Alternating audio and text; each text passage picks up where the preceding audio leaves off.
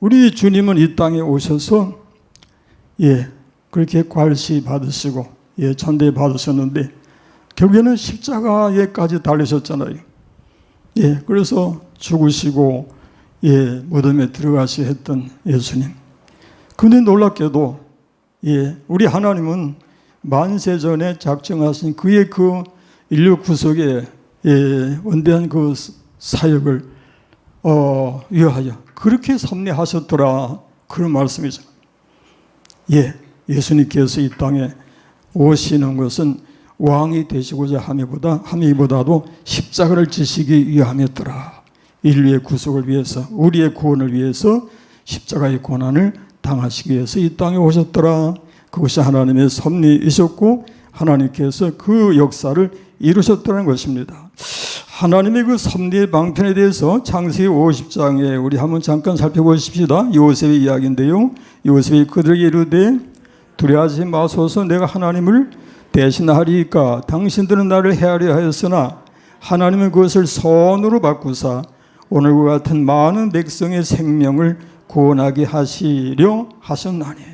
요셉은 하나님의 섭리의 손길을 아주 몸으로 느끼는 그런 사람이었습니다.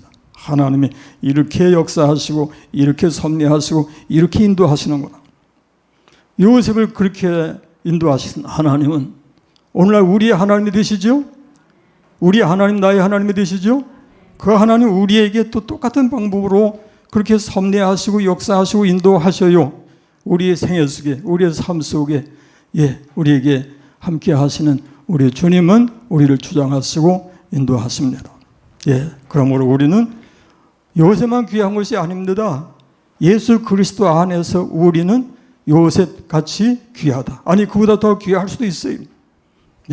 우리는 하나님 앞에 정말 귀하고 귀한 존재인 것을 기억하십시다.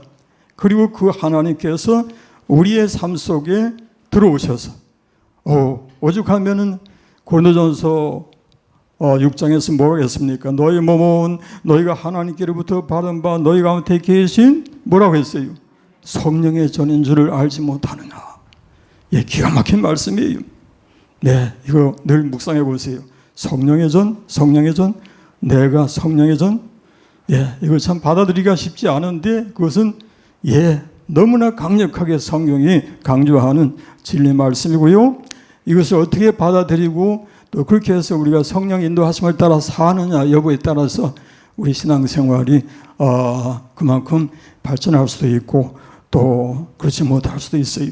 그러니까 우리 하나님이 우리를 위하여, 아니 나를 위해서 이렇게 엄청난 그런 사랑으로 계획을 세우시고 역사하시고 인도하신다고 하는 사실을 기억하시기 바랍니다. 하나님의 섭리의 방편이 이렇게 놀랐기 때문에 요셉이 이런 식으로 이제 이야기를 했고, 로마서 기자는 또 이렇게 말합니다. 읽어보세요. 우리가 알거니와 하나님을 사랑하는 자, 곧 그의 뜻대로 부르심을 입은 자들에게는 모든 것이 합력하여 선을 이루느니라. 아멘. 그렇습니다. 저는 믿습니다. 코로나로 인해서 우리가 많은 고통을 당하고 힘들고 어렵지만도 이 가운데서 하나님의 뜻이 있다고 하는 것, 그리고 뭔가 하나님께서 전화해보게 되게 하시고 합력해서 선이 되게 하시는 역사가 있기에 하나님을 믿고 하나님을 의지하고, 혹시 코로나에 걸릴 수도 있고 또 그렇지 않을 수도 있지만 중요한 것은 하나님의 섭리를 믿고 하나님께 맡기며 하나님의 인도하심을 따라서 승리하는 삶이 되는 것입니다. 아멘. 우리는 뭐 죽으나 사나 그저 하나님이에요. 여호와는 나의 목자시니 내게 부족함이 뭐라고 그래요? 없으리로다. 그가 나를 푸른 물밭에 누이시며 쉴 만한 물가로 인도하신다. 인도하시는 하나님, 인도하시는 하나님을 느껴보세요. 그렇게 해서 그 하나님과 한 걸음 한 걸음 주 예수와 함께 날마다 날마다 우리는 걷겠네. 아멘. 한 걸음 한 걸음 주님과 보조를 맞춰서 하나님과 동행하는 삶이 되시기를 예수님의 이름으로 축원합니다. 그렇게 해서 우리가 하루하루 승리하는 삶이 될 줄 믿습니다. 그런데 이제 이 땅에 오신 그 메시아, 그리스도 예수님의 모습은 실제상으로 참 선지자 이사야가 예언한 대로 고운 모양도 없고 풍채도 없었다고 하잖아요. 읽어보세요. 그는 주 앞에서 자라나기를 연한 손 같고 마른 땅에서 나온 뿌리 같아서 고운 모양도 없고 풍채도 없은즉 우리가 보기에 흠모할 만한 아름다운 것이 없도다 그랬어요. 이 말씀 우리가 여기서 많이 읽고 듣고 그래서 묵상하는 말씀이긴 하지만은 실제적으로 이 말씀을 묵상해 보면요, 우리 주님, 우리가 그렇게 사랑하고 사모하고 공경하여 사는 우리 주님, 성자 예수, 그분은 육신적으로는 외관상으로는 그렇게 멋지고 그렇게 훌륭하게 그렇게 아름답게 그렇게 오신 분은 아니었더라 그런 말씀이에요. 이 말씀대로 보면 그렇습니다.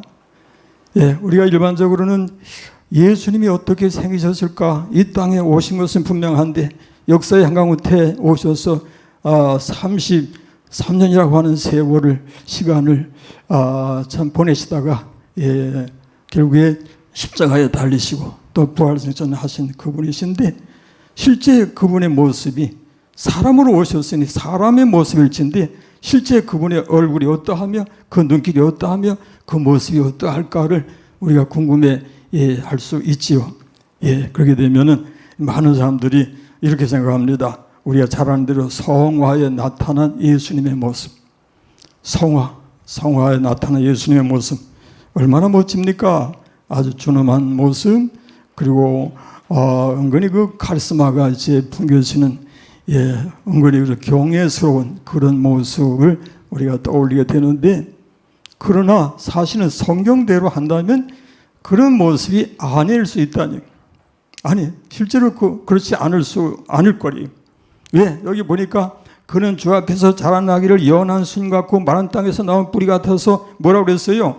고운 모양도 없고 풍채도 없고 우리가 보기에 흠모할 만한 아름다운 것도 없고 다 없어요. 성화는 뭡니까? 사진도 아니고 또 예수님을 직접 보고서 그린 그림도 아니고 먼 후대에 이제 화가들이 예수님의 모습을 그린다고 그래서 그 성화를 보면서 우리 예수님 저렇게 멋지고 흠모할 만한 그런 분이셨구나 그렇게 생각을 하는데, 실제로 성경이 말씀하는 독생자의 모습, 메시아의 모습은 그렇지 못하다는 거예요. 그렇다면은 문제가 될 수 있어요. 사실 예수님 당시에 이스라엘 사람들이 예수님을 믿지 아니한 것도 아마도 그런 것과 관련이 있지 않을까 생각을 하는데, 오늘날에도 만약에 우리가 생각하는 예수님의 모습이 너무너무 초라하고 못나고 부족하게 여겨진다면 그런 가운데서 우리가 예수님을 나의 구조로 받아들일 수 있겠는가 하는 것이. 근데 그렇게 받아들일 수 있어야 되고 하나님은 그것을 원하셨어요. 그래서 성경 그대로 풍채도 없고 모양도 없고 흠모할 만한 아름다운 것이 없고 그런 모습으로 오신 예수님을 우리가 우리의 중보자로 믿고 하나님의 아들로 믿고 우리가 하나님 앞에 엎드리는 거예요. 그러면 하나님께서 왜 그렇게 역사하시고 왜 그렇게 섭리하시는가를 생각해 보십시다. 우리가 성경을 읽다 보면 우리가 일반적으로 생각하기를 보통 생각하기를 우리가 존경할 만한 분들은 우선 인물이 좋아야 돼요. 인물이 좋고 헌칠하고 정말 바라보기만 해도 정말 존경할 만한 그런 모습이 되어서 매력이 넘치고 능력이 넘치는 그런 모습이 되어가지고 바라보기만 해도 나에게 당장 어떤 그런 힘이 느껴지는 그런 존재여야 된다고 생각하지요. 근데 예수님의 실제, 성경이 말씀하는 실제 모습은 아니에요. 왜 하나님의 이런 모습으로 메시아가 이 땅에 오시게 했습니까? 라고 하신다면은 하나님의 구원 방법이, 하나님의 구원의 방법은 사람과 같은 사람에 의한 또 사람의 그 방법으로가 아닌 순전한 하나님의 방식으로 인류를 구속하시고 구원의 역사를 이루시기를 기뻐하셨더라 그런 말씀이에요. 그래서 예수님의 성화의 모습은 꼭 생각하지 마십시다. 그게 예수님의 모습이다 할 것도 없고, 성경이 말씀하는 대로 정말 흠모할 만한 모습이 아닐지라도 분명한 것이 뭐냐 하니까 하나님이 독생자로 이 땅에 보내셨고 우리의 중보자가 되셨고 내가 그를 의지해서 구원을 받으며 우리 주님은 나의 영원한 목자가 되신다고 하는 사실을 믿음으로 고백할 수 있기를 축원합니다. 예, 그래야 됩니다. 예, 그래서 그분의 모습, 실제 모습은 그런 게 아니잖아요. 그분의 실제 모습은 영광스러운 하나님의 모습이에요. 할렐루야, 할렐루야. 영광스러운 하나님의 모습이에요. 육신을 입으신 그의 모습이 초라할 뿐이에요. 원래 그분은 하나님의 모습이에요. 그러므로 육신을 생각하기보다는 하나님을 생각하고 하나님 앞에 엎드릴 수 있는 여러분이 되시기를 주의 이름으로 축원합니다.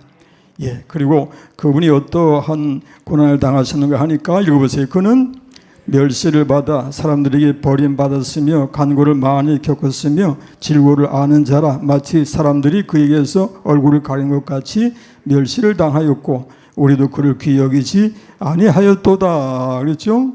멸시를 받아 사람들에게 버림을 받았으며 라고 했는데 이 멸시를 받아서라고 하는 말씀은 거절을 당하다, 배척을 당하다 그런 얘기가 됩니다. 그래서 우리 주님은 이 땅에 오셔서 사람들에게 거절을 당하시고 배척을 당하셨더라 그런 말씀이 거절을 당하고 배척을 당하시는 반대는 이제 여러분이나 저같이 이렇게 순종해서 믿음을 고백하고 주님 앞에 엎드리는 것입니다.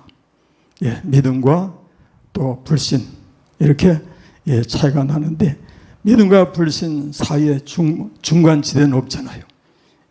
그래서 행여나 우리가 이제 하나님의 심판대 앞에 설 때에 어떤 애들은 내가 왜 심판을 받아야 합니까? 난 세상에서 아무 죄도 지은 것이 없고 아무것도 못된 일을 한 것도 없습니다 라고 한다면 하나님의 사자가 그럴 거예요. 그래, 내 말이 맞다. 너는 아무것도 하지 않았느니라. 너는 예수도 믿지 않았고 하나님도 섬기지 않았느니라. 그래, 네가 한 말 그대로 너는 심판을 받으리라. 그럴 수밖에 없죠. 아무것도 하지 않는 것. 그것이 중간지대일 수가 없고 그것은 바로 배척이요. 그것은 불신앙이요. 대적이요. 그래서 사탄에게 속한 것이 되는 거예요. 여러분, 우리 정신 차리십시다. 우리는 사탄 마귀에게 속한 것이 아니라 살아계신 하나님 아버지께 속한 자들이요. 우리 주님을 섬겨 살고 믿음으로 승리하는 삶이 되어야 할 줄 믿으시기를 주의 이름으로 축원합니다. 그 다음에 이제 4절 넘어가 보십시다. 보니까 그는 실로 우리의 질고를 지고 우리의 슬픔을 당하였거늘 우리는 생각하기를 그는 징벌을 받아 하나님께 맞으며 고난을 당한다 하였노라. 그렇죠? 그는 실로 우리의 질고를 지고 우리의 슬픔을 당하신 주님이시다. 그런 말씀이에요. 우리 나라는 지금으로부터 70여 년 전에 6.25 동란이라고 하는 참화의 그 역사를 가지고 있는데 여러분이 참 6.25 동란을 겪으신 분들도 계시고 저는 전쟁을 알지 못해 유아기에 겪어가지고 알지 못하는데 하여튼 6.25 동란은 정말 김일성 집단이 적화 야욕으로 1950년 6월 25일 새벽 정말 무서운 쓰나미 같이 밀어닥쳐 내려와서 우리 군은 준비도 하지 못한 채로 밀리고 밀려서 참 적화가 되는 바로 직전 그런 상황까지 갔잖아요. 그런 가운데서 유엔 참전 16개국이 그 젊은이들을 참 보내줘가지고 우리나라 와서 싸워주었습니다. 그들이 피를 흘리고 싸워주었고 그나마 우리가 이렇게 살고 있는 것은 자유를 누리며 살고 있는 것은 그분들의 그 은공인 것을 우리가 잊지 아니할 줄 믿습니다. 그래서 나라에서나 또 사회단체에서 그 참전용사들을 또 불러가지고 또 이렇게 기리고 또 감사의 그 뜻을 전달하는 그런 행사도 늘 있는 것을 봅니다만은 그분들은 과연 이 땅에 와서 죽을 이유가 무엇이었는가? 그분들은 우리가 싸워야 할 텐데 그분들이 대신 싸워 주었고 우리가 죽어야 할 텐데 그분들이 대신 죽어 주었더라 그런 얘기잖아요. 그래서 우리가 고마워하지 않을 수가 없는데 바로 우리 주님께서 그러한 원리로 우리에게 임하셨지요. 예, 우리를 위해서 대신 죽어지신 예수님. 할렐루야. 감사하십시다. 감사하십시다. 예, 우리를 위해서 대신 죽어주시고 십자가를 지시고 피 흘려주시고 그렇게 해서 우리를 구원해 내셨으니 이 복된 사실을 믿음으로 받아들여서 하나님의 영광을 나타낼 수 있는 우리 같음이 마땅한 줄로 축원합니다. 예, 의시기를 바랍니다. 그 다음에 이제 5절로 넘어가 보십시다. 예, 5절에 보니까 그가 찔림은 우리의 허물 때문이요 그가 상함은 우리의 죄악 때문이라. 그가 징계를 받음으로 우리는 평화를 누리고 그가 채찍에 맞음으로 우리는 나음을 받았도다. 그렇죠? 그가 징계를 받음으로 평화를 누리고 채찍에 맞음으로 나음을 받았도다. 예, 그리스도께서 십자가의 고난을 당하심으로 하나님과 우리와의 관계, 그것은 원래는 원수된 관계예요. 원수된 관계가 평화를 이루었더라. 할렐루야. 예, 그거예요. 하나님과 우리와의 그 죄악의 장벽으로 인한 원수된 관계가 깨져서 평화를 이루게 하시는 그리스도의 사역. 예, 얼마나 감사합니까? 그래서 성경 말씀에 보면은 베드로전서 2장에 보면 그런 말씀 나와요. 예, 전에는 너희가 백성이 아니더니 이제는 백성이라. 할렐루야. 전에는 예수 믿기 전에는 백성이 아니었어요. 전에는 이스라엘 백성도 아니었어요. 예, 우리는 이제 하나님 안에서 하나님의 백성 정도가 아니라 하나님의 아들 딸들이 되었어요. 할렐루야. 예, 하나님의 자녀로서 이제 살아갑니다. 하나님 나라의 기업을 약속받은 하나님의 백성들이에요. 예, 여러분 지금 아직도 하나님의 나라에 대해서 너무너무 신앙이 부족해가지고 그 나라의 그 영화, 그 나라의 영광, 그 나라의 축복, 그 나라의 그 상급을 느끼지 못하기 때문에 감사하지 못하고 기뻐하지 못하고 살기가 쉬운 거예요. 우리 깨달아야 합니다. 그 은혜가 어떠한지, 그 복이 어떠한지 우리 하나님 앞에 영광을 돌리는 그런 백성들이 되십시다. 예, 그렇게 되기까지는 우리 주님께서 우리를 위해서 고난을 당하셨더라. 그런 말씀이고요. 한 구절 더 읽어보십시다. 예, 넘어가서 우리는 다 양 같아서 그릇 행하여 각기 제 길로 갔거늘 여호와께서는 우리 모두의 죄악을 누구에게? 그에게. 그가 누굽니까? 예수님께 우리의 죄를 담당시키셨습니다. 할렐루야. 그렇게 해서 우리는 이제 하나님의 백성이 되었고 하나님의 자녀가 되었고 지옥의 멸망이 아닌 천국에서 영원히 살게 하신 하나님께 영광을 돌리고 찬송을 드리고 감사로 넘치는 여러분과 제가 될 수 있기를 주의 이름으로 축원합니다. 기도하십시다. 하나님 아버지 감사하고 감사합니다. 하나님과 원수된 저희들 죄로 말미암아서 영원히 멸망당할 저희를 구원하시기 위해서 독생자를 주셨고 독생자 예수께서 이 땅에 오셔서 십자가의 고난을 당하셨습니다. 그로 인해서 우리가 믿고 구원받아서 하나님의 백성이 되었으니 감사합니다. 우리에게 믿음의 믿음을 더하시고 은혜를 더하셔서 승리하는 삶이 되게 하여 주옵소서. 아멘. 예수님 이름으로 기도합니다. 아멘. 네, 귀한 말씀 감사합니다.